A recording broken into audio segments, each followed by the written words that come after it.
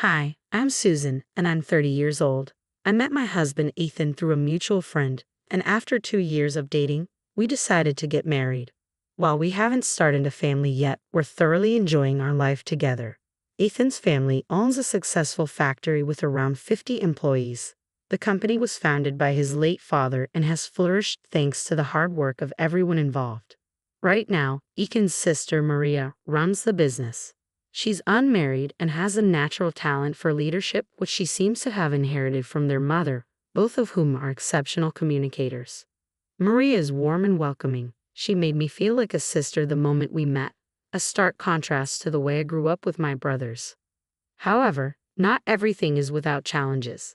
The factory is close to our family home, and since Ethan's father passed away, my mother-in-law has retired and spends her time looking forward to our 2 p.m. coffee breaks, which I've come to dread.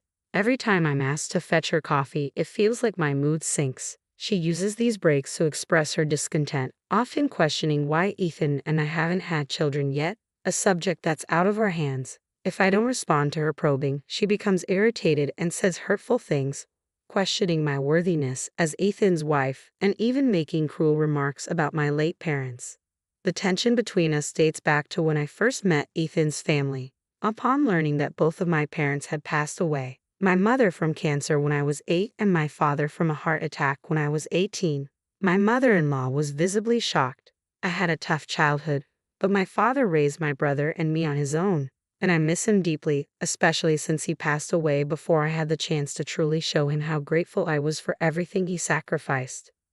Navigating these family dynamics has been tough, especially when dealing with my mother-in-law's harsh words. Yet despite these challenges, the bond I share with Ethan and the kindness I've received from parts of his family, especially Maria, has given me strength. I'm learning how to handle the more difficult relationships with grace. People often express sympathy when they learn about my past, acknowledging the hardships I must have faced growing up without my parents. However, my mother-in-law's reaction was different. "So you might not live long either, huh?" she remarked once, leaving me stunned with her blunt, insensitive words. Ethan was just as shocked as I was, but my mother-in-law continued as if it were a practical concern. As I struggled with my place in the family, Maria, who had been quiet until then, suddenly made her stance clear. Slamming her hand on the table, she interrupted the tension with a firm voice that cut through the silence. When my mother-in-law tried to seek Maria's support, saying, "Right, Maria? You agree with me, don't you?" Maria responded with a frosty glare and said, "What are you talking about? Ethan chose Susan himself, and she's wonderful. Why can't you support that?" Her protective words took my mother-in-law by surprise, and from that point on, the overtly harsh comments stopped, at least when others were around.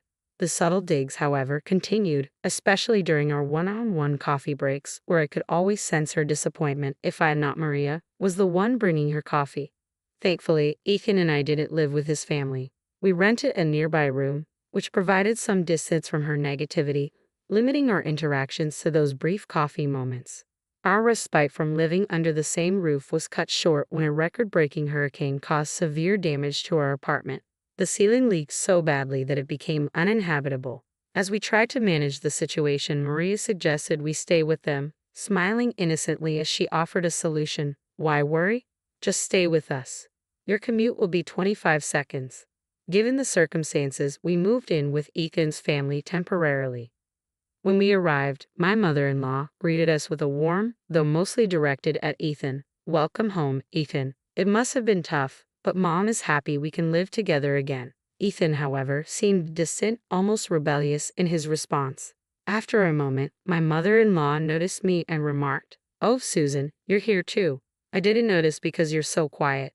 Smile more." Her attempt at lightheartedness only added tension to the already strained atmosphere reflected in Ethan's frustrated expression. The dynamic in the house felt off, but this experience only highlighted the complex layers of family interactions and the resilience needed to navigate them, especially now that we were living under the same roof following the hurricane damage to our apartment. When we moved in with my in-laws, I knew adjusting to life under the same roof would be a challenge. To show my appreciation, I decided to cook a simple but hearty dinner on our first night: bread soup and steak. Both my mother-in-law and sister-in-law complimented the meal, easing some of my tension and offering me a brief moment of relief. However, just as I thought dinner was winding down, my mother-in-law surprised everyone by standing up, humming cheerfully, and retrieving a container from the fridge. She then generously topped her steak with its contents, which to my shock, was jam. The sight of jam on a perfectly cooked steak caught everyone's attention. My husband, sitting next to me, looked visibly disgusted, while Maria rolled her eyes and commented that no amount of persuasion could stop their mother from her peculiar food habits. She then burst into laughter. The pairing was, indeed, unusual. When you eat something salty, you crave something sweet, right? My mother-in-law explained, clearly pleased with herself. Despite her enthusiasm, the thought alone made my stomach churn. Sensing my hesitation, she encouraged me to try it, proclaiming it was delicious. I forced a smile, but it clearly didn't satisfy her. I'm recommending it for a reason. You might live longer if you follow my example, she added cryptically before leaving the room. Afterward, my husband and Maria quickly apologized for her strange behavior, explaining that their mother had an intense sweet tooth and never felt her day was complete without something sugary. They were amazed her health checkups always came back normal despite her odd diet. Maria revealed that she was often sent to buy cake because their mother found it embarrassing to do so herself. This errand had made Maria quite familiar with all the local cake shops. Ethan chimed in, expressing concern about their mother's health habits and feeling guilty that Maria often had to manage their mother's whims alone. Well, I think you guys will have to help out more from now on, Maria said with a cheerful grin, suggesting that we might be in for more lively interactions with their mother while living together. Despite the challenges of living with my in-laws, there were some perks, like the drastically shorter commute. But it also meant navigating the complex web of family dynamics, dietary quirks, and unexpected comments all under one roof. I had taken on the responsibility of managing the household chores, trying to keep everything in order before and after my workday.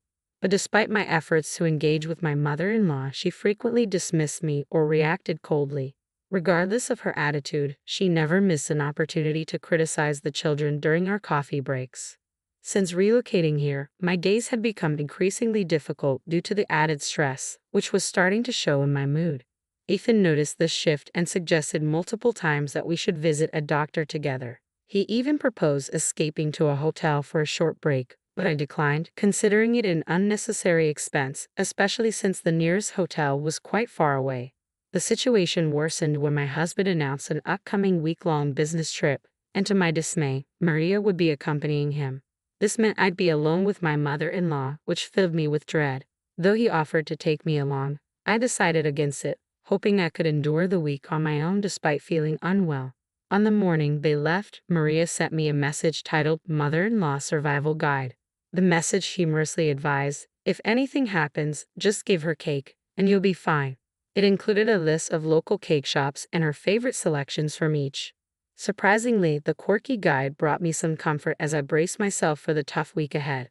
I was holding onto a fragile thread of optimism, convinced that once the week passed, our home renovations would be finished and I could return to our usual living situation. But that hope quickly faded on the first evening alone. I came home from work to find my mother-in-law blocking the entrance with an air of confrontation. She demanded, "You know why I'm angry, don't you?"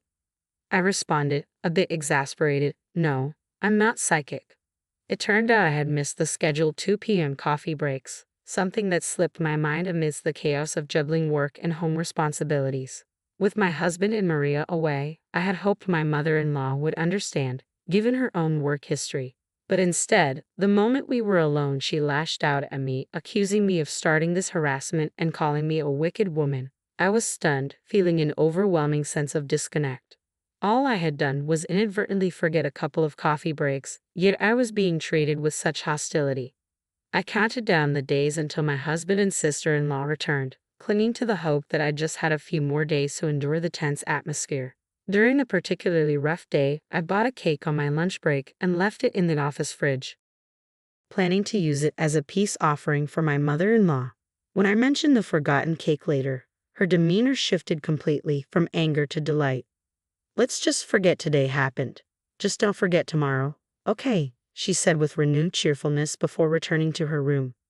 From that point on, I made a point to remember the coffee breaks, dreading the fallout if I slipped up again.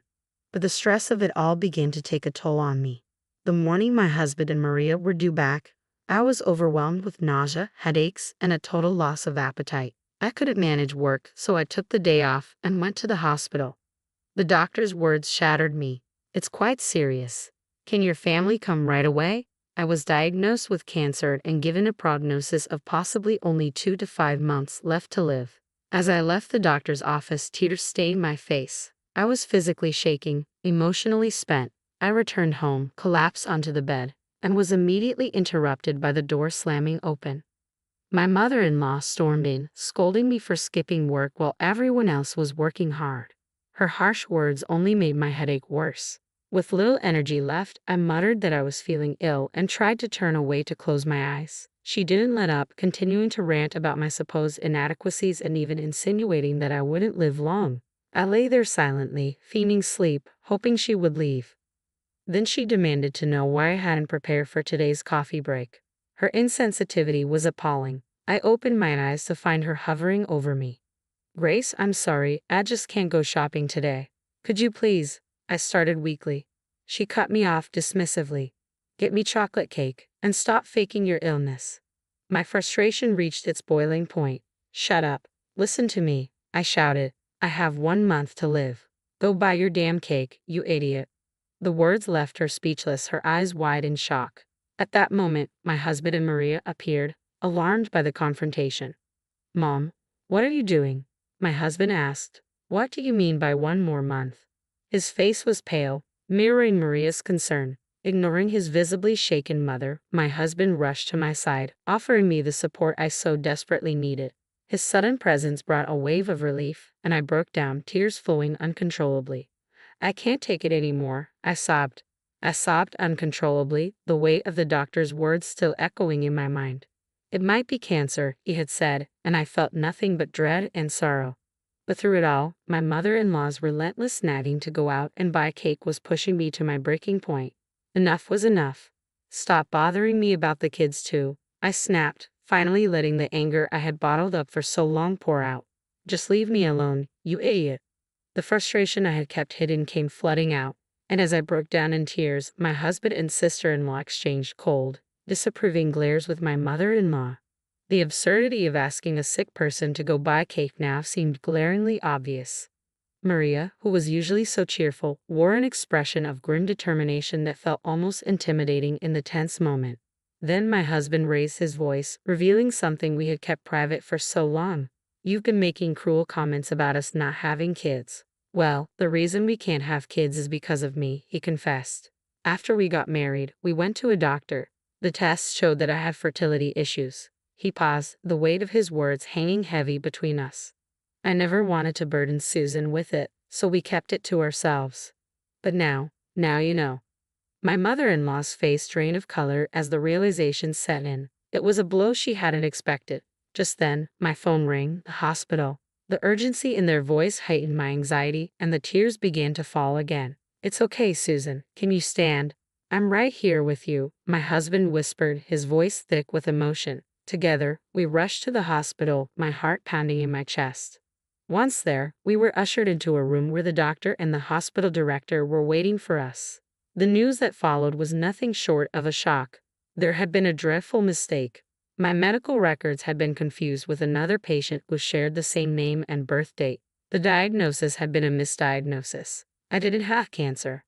The gravity of the error hit me like a tidal wave, and the exhausted faces of the medical staff made it all the more surreal.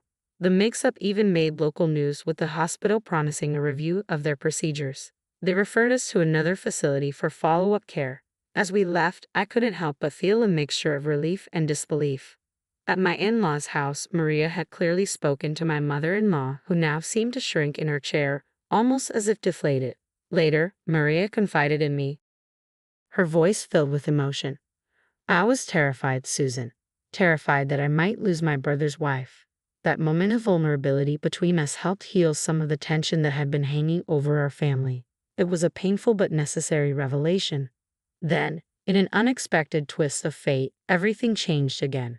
As Maria, with genuine concern, asked about my well-being, I found myself laughing through my tears. "I'm pregnant," I said, joy flooding through me. My husband's face mirrored my emotions as we both cried, overwhelmed with happiness. We rushed to the maternity hospital, and after a few tests, it was confirmed. Yes, we were expecting.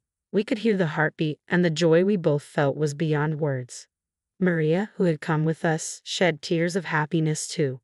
The roller coaster of emotions didn't stop there. Soon after, Maria announced her engagement to her longtime boyfriend and her plans to move to another state. It wasn't a surprise to us, though my mother-in-law was completely blindsided when she heard the news. "What? You're getting married and moving away?" she exclaimed in disbelief. Maria, ever so calm, reminded her, "Yeah, I told you about it before." But with everything finally settled, we all shared a laugh over her confusion. When we returned home, the renovations had been completed. The roof was fixed, and our room looked brand new. We cheered with joy, grateful for the fresh start that had arrived. But even amidst the joy, the atmosphere with my mother-in-law remained tense. My husband was particularly upset, harboring a deep anger that was hard to let go. He had even said he never wanted to see his mother again. Yet slowly, something shifted. My mother-in-law began to show up more often, but not with cakes as she had before. Now she brought healthier options like biscuits, a sign that she was trying to change. And now that she knew she would soon be a grandmother, she seemed to be softening.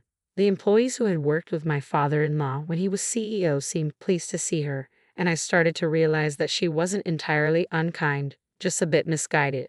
Over time, our interactions improved. She began to help more, buying diapers, leaving homemade side dishes outside our door in a cooler so as not to disturb us. These thoughtful gestures started to mean more to me, and I began to see that we could actually get along.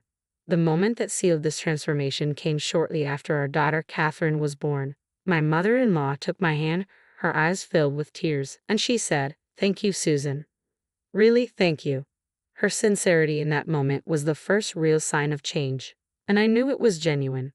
Maria, too, seemed to be thriving in her new life. She recently shared her pregnancy news with us, and it felt like a full circle moment. Soon, we would all be gathered together at the in-laws' house, sharing a meal, not in tension, but in harmony. It felt like a new beginning, one I had never expected but welcomed with open arms.